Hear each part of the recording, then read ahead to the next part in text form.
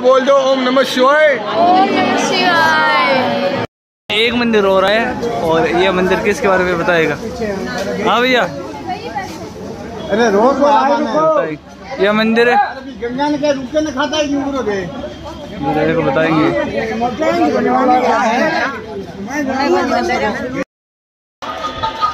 थालों का से मतलब एक बात तो जाऊंगा किसी के साथ तो मतलब गाइड वगैरह अपन बात कर लीजिए, हर चीज दिखा दी। झूला और राम झूला नाम क्या बताओ? तो अभी गाइड करेंगे ये, और साथ में राणा जी। जय हो राणा। बैठ जाओ सब आराम में, बैठ जाओ, चप्पल खोल। इधर आओ, इधर आओ, इधर क्या नहीं खुला चप्पल, इधर आ जाओ, इधर परेशान हो रहा मैं जूता खोल बैठ जाओ, इधर आ जाओ। हेलो, इधर आ जाओ। बताओ। इतना तेज मैं नहीं चिल्लाऊंगा, इधर आ जाओ, पास में आ जाओ। हाँ, ताकि आपको आवाज मेरी मिले। इधर आ जाओ, 5 मिनट खड़े रहोगे तो थक नहीं जाओगे। 5 मिनट खड़े रहो। जैसे मैं खड़ा हूँ, मैं तो दिन भर खड़ा रहता हूँ। एक बार प्रेम से बोलिए गंगे मैया की जय हो। देखिए थोड़ा आप लोग ध्यान से सुनिए, आपस में बीच में कोई बातचीत नहीं करेगा, ठीक है? मेरा भाषा समझ में आ रहा है ना? बिल्कुल। ये जिला पौड़ी गढ़वाल है, गंगा पार करेंगे। अच्छा। जिला टिहरी गढ़वाल। अच्छा। 3 किलोमीटर आगे जाएंगे, एक छोटा सा शहर पड़ता है ऋषिकेश, वो पड़ता है जिला देहरादून। 3 जिले को मिला के ऋषिकेश बोलते हैं। अच्छा। पहले इधर पब्लिक सिटी नहीं था, घर मकान नहीं था, ऋषि मुनि रहते थे, साधु संत रहते थे, देवी देवता रहते थे, इसलिए स्थान को देवभूमि बोलते हैं। अच्छा। ये सामने जो झूला देखे, ये सबसे बड़ा झूला है राम झूला, जिसमें आप लोग चल के आए।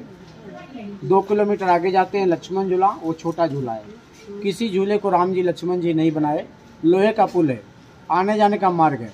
अच्छा। राम झूला लक्ष्मण झूला क्यों बोलते हैं? त्रेता युग में भगवान राम ने रावण का वध किए, लक्ष्मण ने मेघनाथ का वध किए।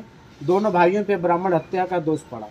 हिंदू धर्म में ब्राह्मण को मारना पाप होता है। तो गुरु वशिष्ठ के कहने पे राम लक्ष्मण भरत शत्रुघ्न चारों भाई डराए, अपने शक्ति का झूला बनाए, तीर और धनुष का, त्रेता युग में। अच्छा। और उसी झूले में राम लक्ष्मण भरत शत्रुघ्न चारों भाई गंगा जी को पार किए। लेकिन सबसे पहले पैर हरिद्वार में रखे, जिसका नाम पड़ा हड़की पौड़ी हरिद्वार। बिल्कुल। हरि मिस भगवान, पौड़ी मिस पैर। हरिद्वार, हरि मिस भगवान विष्णु, द्वार मिस गेट, हड़की पौड़ी हरिद्वार के नाम से जाना जाता है। सेकंड में आए लक्ष्मण झूला, जिसका नाम पड़ा तपोवन लक्ष्मण झूला। कभी नेक्स्ट में आप लोग जाते हैं बद्रीनाथ, केदारनाथ, यमुनोत्री, गंगोत्री। जहाँ से मैं आपको गाइड करके आया वो सीधा रोड जाता है बद्रीनाथ केदारनाथ। अच्छा। जब 70 किलोमीटर आगे जाते हैं, नाम पड़ता है देवप्रयाग, आप लोग सुने होंगे। तो देवप्रयाग में भगवान राम का टेम्पल है। 2 किलोमीटर आगे जाएंगे लक्ष्मण झूला, तो वहाँ पे लक्ष्मण जी का टेम्पल है। और यहाँ पे गंगा पार सबसे फर्स्ट में मैं आपको दर्शन कराया शत्रुघ्न जी का। ये शत्रुघ्न जी का तपस्या स्थल है। 3 किलोमीटर पीछे जाते हैं ऋषिकेश, तो वहाँ पे भरत जी का टेम्पल है। ऋषिकेश नाम क्यों पड़ा? 1809 में ऋषि हेमंत जी तपस्या कर रहे थे, शरीर उनका बर्फ से ढक गया, केवल केश मिला, तब से ऋषिकेश के नाम से जाना जाता है। अच्छा। आप लोग कहीं भी गंगा जी जाते हैं, गंगा जी में से आप लोग को क्या मिलता है? आवाज, साउंड। भगवान राम जी तपस्या कर रहे थे, गंगा जी का वहां से तपस्या विघ्न हो रही थी। उस समय लक्ष्मण जी गुस्से में आके तीर और धनुष से माँ गंगा जी को शांत किए। तब से लेके अभी तक राम झूला और लक्ष्मण झूला, ये 2 स्थान पे गंगा जी का आवाज नहीं आता है। पीछे जाएंगे आवाज आएगा, जानकी झूला जाएंगे आवाज आएगा, आगे जाएंगे आवाज आएगा, लेकिन राम झूला लक्ष्मण झूला पे आवाज नहीं है। ये भागीरथी गंगा है, गंगोत्री गौमुख से निकले हैं और कलकत्ता में गिरे हैं, जिसको बोलते हैं गंगा सागर। इनका मिलाप देवप्रयाग में अलकनंदा और मंदाकिनी। इलाहाबाद में जाएंगे, गंगा जमुना सरस्वती का मिलाप है।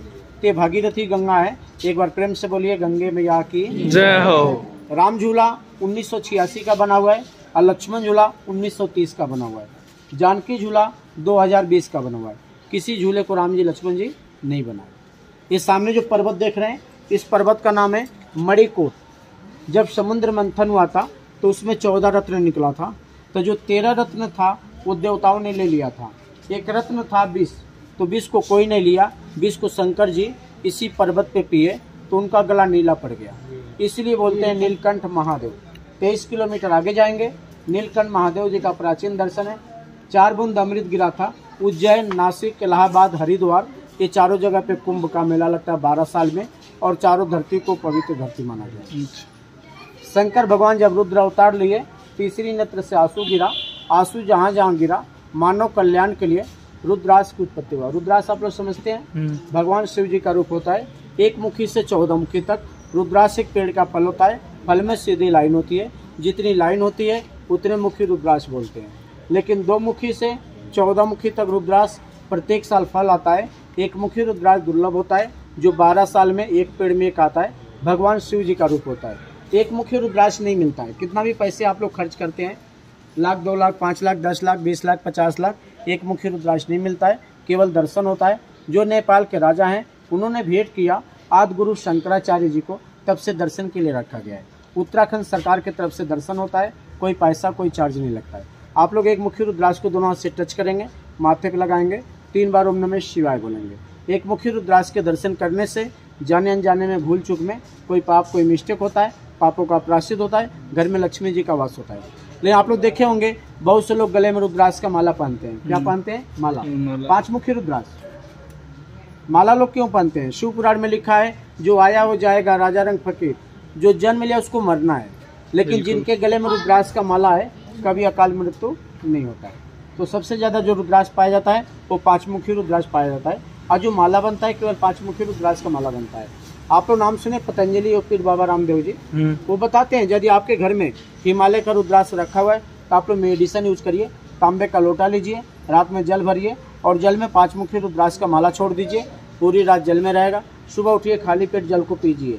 परिवार में किसी को भी जोड़ों में दर्द है, कमर में दर्द है, घुटनों में दर्द है, पेट संबंधित कोई बीमारी, गैस, अस्थमा, डायबिटीज, शुगर, 3 महीने में जड़ से समाप्त करता है। लेकिन जब तक रुद्राक्ष का पानी आप पियेंगे तब तक गले में नहीं डालने हैं। 3 महीना दवा का कोर्स करने के बाद आप उसको गले में बांध सकते हैं। भगवान शिव की हमेशा कृपा बनी रहती है। कभी आप लोग जाते हैं बद्रीनाथ, केदारनाथ, यमुनोत्री, गंगोत्री, उधर में 12 महीने बर्फ गिरता है। जो कच्चा बर्फ होता है वो सूर्य के प्रकाश से पिघल करके गंगा जी में आता है, इसीलिए गंगा जी का पानी ठंडा होता है। और जो ठोस बर्फ जमीन के नीचे, पहाड़ों के नीचे दब जाता है, वो पत्थर का रूप लेता है। उसी पत्थर को स्फटिक बोलते हैं। आप स्फटिक को कैसे पहचान करेंगे ओरिजिनल है? 2 स्फटिक को लेकर आपस में रगड़ते हैं, उसमें से आग निकलता है, चिंगारी आता है। तो स्फटिक का यहाँ की सरकार क्या बनाती है? 3 वस्तु। प्रथम वस्तु बनाती है बच्चों के लिए ताबीज।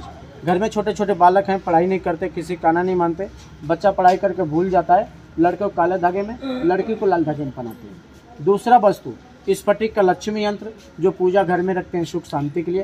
क्यों रखते हैं? आपका मकान है बहुत सुंदर है, दरवाजा गलत दिशा में, बेडरूम गलत दिशा में, किचन गलत दिशा में, पूजा स्थान गलत दिशा में, वो घर संपूर्ण नहीं है। उस घर में नेगेटिव वातावरण है।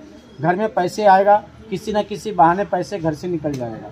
घर में वास्तु दोष, भूमि दोष, दिशा दोष, इन दोषों को समाप्त करने के लिए लक्ष्मी यंत्र होता है, पूजा घर में रखते हैं सुख शांति के लिए। लाल कपड़े के ऊपर में। ये पहाड़ों में खेती नहीं होती है, ये पहाड़ों में रत्न निकलता है, पन्ना, पुखराज, नीलम, माणिक। आपके सिटी में बहुत कीमत है, इधर में कोई कीमत नहीं। यहाँ की सरकार तैयार करती है 9 ग्रह शांति के लिए 9 रत्न माला।